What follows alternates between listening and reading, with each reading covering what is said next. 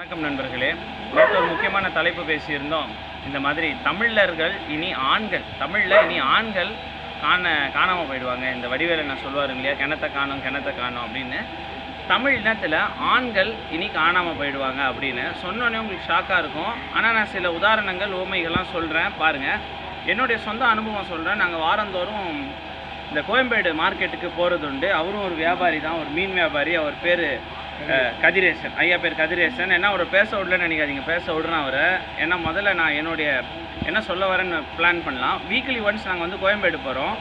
அங்கே ஓனர்கள் இருப்பாங்க, அதாவது அவங்க தான் மெயின் வியாபாரிகள். வியாபாரிகளுக்கு லேபர்ஸ், கூலி அவங்க இருப்பாங்க. கோயம்பேட்டில் இப்போ பார்த்தீங்கன்னா 80% மேலே, நான் மிகைப்படுத்தி சொல்லலை, 80% மேலே கூலி தொழிலாளர்கள் வட மாநிலத்திலர்களாக தான் இருக்காங்க. அதாவது நம்ம சொல்லுவோமே இந்திக்காரங்க. ஃபஸ்ட்டு ஒன்று தெரிஞ்சுக்கோங்க, வட மாநிலத்தில் இருக்கிறவங்க எல்லாருமே இந்திக்காரங்க கிடையாது. ஹிந்திங்கிறது தேசிய மொழி. ஆனால் இந்தியாவில் ஹிந்தியை தவிர ஹிந்தியை போலவே ஒழிக்கக்கூடிய பல மொழிகள் இருக்குது. பீகாரியில் ஒரு மொழி பேசுகிறாங்க, யூபியில் ஒரு மொழி பேசுகிறாங்க, கல்கட்டாவில் ஒரு மொழி பேசுகிறாங்க, பெங்காலி பேசுகிறாங்க. இவங்க எல்லாருமே நாம 19 நமக்கு தமிழை தவிர வேறு தெரியாதுங்கிறதால எல்லாருமே என்ன சொல்கிறோம், ஹிந்திக்காரனுவோ. அவனா ஹிந்திக்காரனுவோ கிடையாது, அவங்க இந்தியை தவிர பல மொழிகள் பேசுகிறாங்க. அவங்க இப்போ தமிழ் பேசுகிறாங்க. நான் பையா கே பையா கமலாப்பழம் கிட்னா ஹே, ஓ கிலோ 30 ரூபா தாய் அப்படின்றார். அவர் 30 ரூபான்றது அவரெல்லாம் நல்லா தான் கற்றுக்கிறார், நம்ம கற்றுக்க முடியல. எதுக்கு இது சொல்ல வரோன்னா, இது கோயம்பேடில் மட்டும் கிடையாது. சமீபத்தில் சென்னையில் ஸ்டாம் வாட்டர் ட்ரெயின் போட்டிருப்பாங்க, உங்கள் வீட்டு அண்ணியும் போட்டிருப்பாங்க, பார்த்துருப்பீங்க. பொதுவாகவே தமிழக அரசு பணிகளில் இந்த 100 நாள் வேலை, இப்போ 100 நாள் வேலையில் நம்ம ஊரில் இருக்கிற ஆண்டிஸ் தான் இப்போ போயிட்டுருக்குறாங்க. காலையில் போயிட்டு சாயந்தரம் வராங்க, மத்தியானம் போகிறாங்க. அதில் என்ன நடக்குது எனக்கு ஆழமாக புரியல. ஆனால் சரியாக நடக்கலைங்கிறது மட்டும்தான் என்னுடைய கருத்து கணிப்பு. என்ன போகிறாங்க வராங்க, ஏதோ ஒரு 4 பிள்ளை எடுக்கிறாங்க, வராங்க, அதுக்கப்புறம் உட்காடுறாங்க, டீ சாப்பிட்றாங்க, பேசுகிறாங்க. என்ன ஐயா உண்மை? அதாவது உண்மை அப்படி தான் நடக்குது. அங்கே மட்டும்தான் நம்மளை தமிழர்களை பார்க்கலாம். அங்கே கூட ஆண்டிஸு அப்படி தான் இருக்காங்க, அங்கிள்ஸ் ரொம்ப பேர் கிடையாது. அப்புறம் பார்த்தீங்கன்னா இப்போது இந்த ஸ்டாம் வாட்டர் ட்ரெயின் இதிலெல்லாம் பார்த்தீங்கன்னா வட மாநிலத்தர்கள் தான் அதிகமாக இருந்து தமிழ்நாட்டிலே போட்டிருக்காங்க.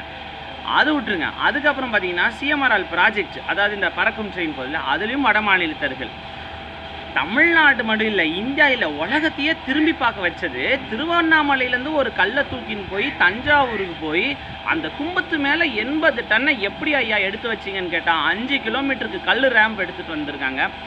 அத்துணை பெரிய ஒரு தொழில்நுட்பமும் கலைநயமும் தொழில் பலமும் எத்தனை பேர் வேலை செஞ்சுருப்பாங்க, எத்தனை பேருக்கு சாப்பாடு போட்டிருப்பாங்க, எத்தனை பேருக்கு உடம்பு சரியில்லாமல் போயிருக்காங்க, குழந்தை கொட்டி எப்படி இருக்காங்க, இனப்பெருக்கம் எப்படி பண்ணியிருப்பாங்க, அவங்களுக்கு சாப்பாடு வசதி, வீட்டு வசதி எப்படி, இதெல்லாம் திறமையான தமிழ்நாடு தான் இன்றைக்கி திக்கெட்டு போய் இருங்க. வடிவேலு என்ன சொல்லுவார், இருங்கடா போய் ஆம்பளைங்களை கூட்டிகிட்டு வரேன்ற மாதிரி இன்றைக்கி எல்லாத்துக்குமே சரி. இதில் என்னப்பா, ஏக் காவ் ஏக் இந்தியா, ஹிந்தி தானே, தமிழ் இந்தியா எல்லாமே ஹிந்தி தானே, ஜெய் இந்தியா வந்தால் என்ன தப்புனா புவனம். ஆமாம், சரியாக தான் ஒழிச்சிருக்கோங்க. புவனம் அப்படிங்கிற ஒரு கான்செப்ட் இருக்குது. யார் ஒரு பாட்டிலே வரும், யாவும் இருக்கும் இடத்தில் இருந்து விட்டால் எல்லாம் சௌக்கியமே.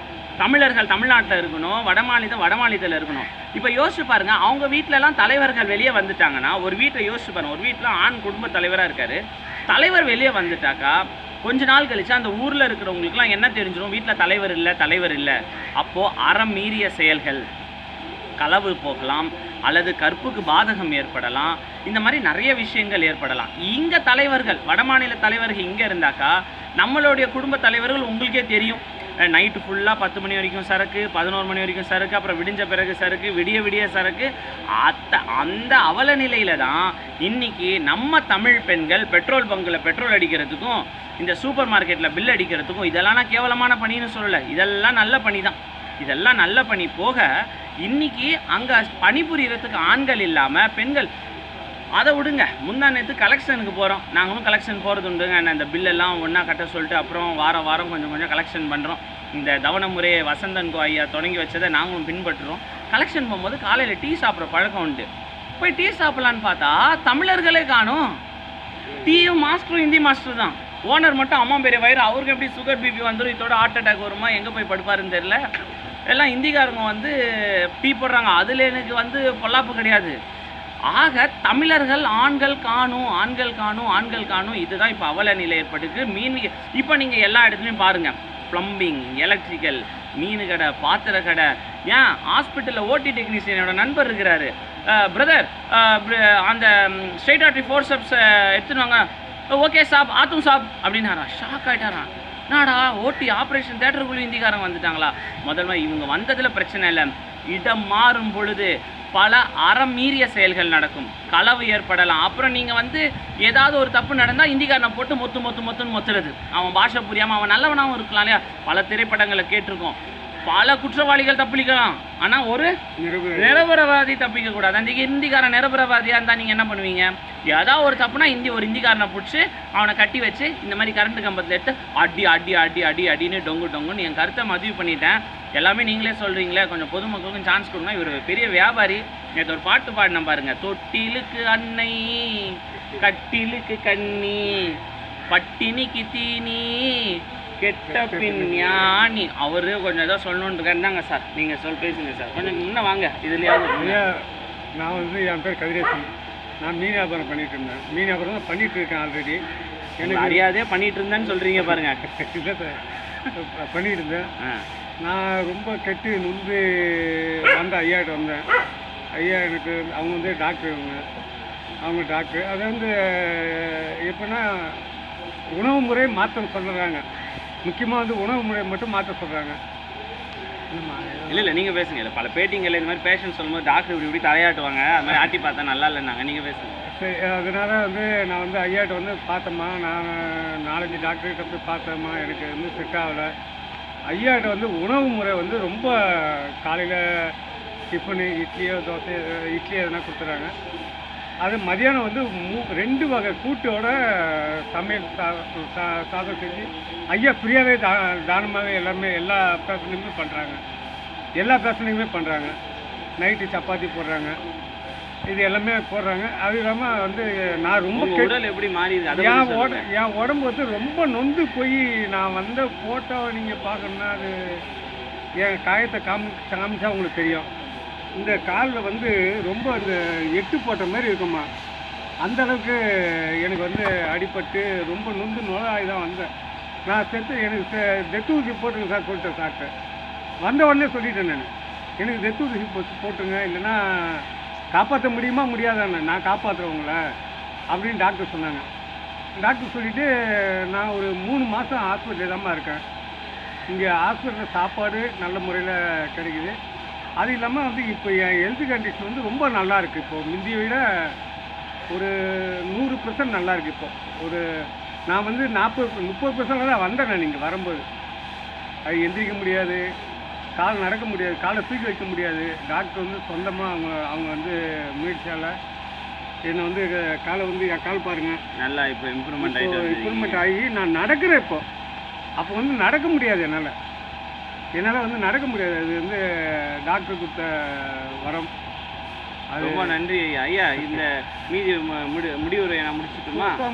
வேற ஏதாவது சொல்றீங்களா? இல்லைங்க ஐயா, சரி. அறத்திலேயே தெரியாது, பரவாயில்ல, இவ்வளோ பேசிட்டீங்க. அறத்திலேயே ரொம்ப தவறான செயல் செய்த அறத்தை அதை விளம்பரப்படுத்துறது தான். இது விளம்பரப்படுத்துறதுக்காக சொல்லலை, அறியாமையை நீக்கி அறிவுடைமை உள்ளே வரணும் அப்படின்றதுக்காக தான். ஸோ உணவை மாற்றினா எல்லாமே சரியாகலாம். ஏன்னா தமிழர்கள் காணும் அப்படிங்கிற குற்றச்சாட்டை நான் முன் வச்சிருக்கிறேன். அப்படிப்பட்ட ஒரு தமிழர் தான் இவர் தூத்துக்குடி, திருநெல்வேலி, தென்காசி அந்த டிஸ்ட்ரிக்டை சேர்ந்தவர், தூத்துக்குடி மாவட்டத்தை சேர்ந்தவர். ஒரு இந்த சாக்ஷா தமிழர் அப்படின்ற ஒரு தமிழர் தான். தமிழை தவிர அவருக்கு மொழியும் தெரியாது, வேறு மொழி தெரியாது அவருக்கு. தமிழை எழுத படிக்க தெரியுமா ஐயா? தமிழ் எழுத படிக்க தெரியும். தமிழர், இந்த பக்கா தமிழர்னா என்ன, தமிழை தவிர அவர் மொழி தெரியக்கூடாது, அந்த மாதிரி ஒரு தமிழர். இவரை போல தமிழர்கள் வெவ்வேறு பாதைகளில் நான் இவரே சொல்ல, குடிப்பழக்கத்துக்கு இந்த நிறைய அவரும் அடிக்ட் தான். நம்ம சொல்லக்கூடாது. நீங்களா சொன்னால் பெருந்தன்மை, நானாக சொன்னால் காட்டி கொடுக்குற மாதிரி இருக்கும். அவரும் அடிக்ட் ஆகிடுது. இப்போ தான் ஏதோ எங்களால் முடிஞ்ச ஒரு சில தமிழர்கள் எல்லாம் மீட்கிறோம். தமிழர்களை மீட்கணும். தமிழர்கள் அப்படின்னா நான் தலைவர்களை ஆண்களை குறிப்பிடுறேன். ஏன்னா தலைவிகள் இப்போதைக்கு சரியாக இருக்கிறாங்க, அவங்க சுகர். ஏன்னா நம்மளுடைய தலைவர்கள் கெட்டு போன காரணம், தலைவர்னால் குடும்ப தலைவர்கள் கெட்டு போன காரணம் குடிபோதையினால் அவங்க வேலைக்கு போகிறதில்ல. அப்புறம் அதாவது சங்கத்தமிழ்லாம் நைட்டில் காலையில் பேசுகிறாங்க, அவங்களுடைய இல்லத்தரசிகளை நல்லா அன்பாக சங்கத்தமிழில் கூப்பிடுவாங்க. அதெல்லாம் நீங்கள் பார்த்துருப்பீங்க. அந்த இதில் கசப்பான குழந்தை பருவங்கள் ஏற்படுது.